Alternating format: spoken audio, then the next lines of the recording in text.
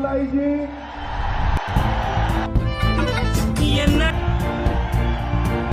அன்பார்ந்த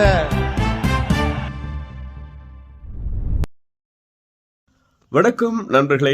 வரும் ஞாயிற்றுக்கிழமை 22ஆம் தேதி கந்த சஷ்டி கவசம் பாடுறதுக்கு 5 லட்சம் பேர் ரெடியாக இருக்கிறோம். அதில் நாங்களும் இருக்கிறோம்.